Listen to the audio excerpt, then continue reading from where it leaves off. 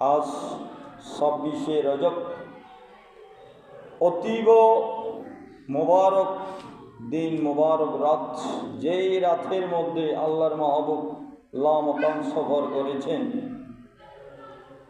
নবীর কাছে এই রাতটা লাইলাতুল কদরের চাইতেও সবচাইতে উত্তম। উম্মতের কাছে লাইলাতুল কদর সবচাইতে দামি, তো নবীর কাছে লাইলাতুল মেরাজ লাইলাতুল কদর থেকেও দামি। উচ্চস্বরে বলুন সুবহানাল্লাহ। আল্লাহর মাহবুব হাদিসে পাকের মধ্যে ইরশাদ করেছেন এই রাতের ফজিলত সম্পর্কে।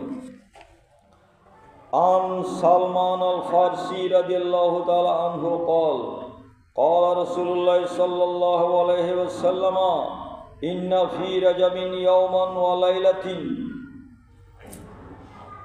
রজবের মধ্যে এমন একটা দিন এবং রাত আছে, মান সামা যালিকাল ইয়াওমা, যে ব্যক্তি এই দিনের মধ্যে রোজা রাখবে, ওয়া কামা তিলকাল লাইলাতা, রাতের মধ্যে ইবাদত করবে, কানা লাহু মিনাল আজরে, তার প্রতিদান হবে, উজরাত হবে, কা আজরে মান সামা মিয়াতা সানাতিন ওয়া কামাহা,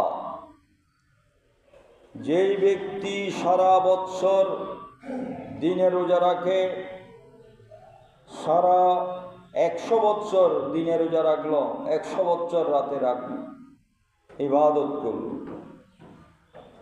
এটার প্রতিদান হচ্ছে মান সামা মিয়াতা সানাতিন, 100 বৎসর সে রোজা রাখছে, ওয়াকামহা, 100 বৎসর সে রাতে ইবাদত করেছে। উচ্চস্বরে বলুন সুবহানাল্লাহ। ওয়াযালিকা ফি সাবে ওয়া ইশরিনা মিন রজবিন, আর সেই রাত্রিটা হলো রজবের 27তম রাত। এই হাদিসে পাকের সার কথা হচ্ছে,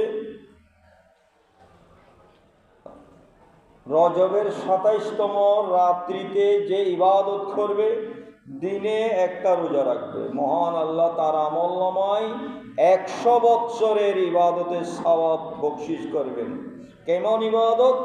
যে 100 বৎসর সে এক নাগাড়ে লাগাতার প্রত্যেকটা দিন রোজা রেখেছে, প্রত্যেকটা রাত্রি ইবাদত করেছে। এইরকম বিরামহীন 100 বৎসরের রোজা এবং রাতের ইবাদতের সমান সওয়াব এই রজবের রাত্রে ইবাদত যে করবেন, এরপরের দিন যে রোজা রাখবেন, তার আমলনামায় আল্লাহ বকশিশ করবেন।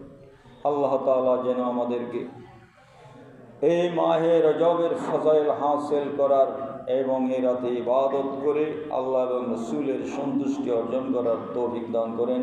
ওয়া আখিরু দাওয়ানা আলহামদুলিল্লাহি রাব্বিল আলামিন।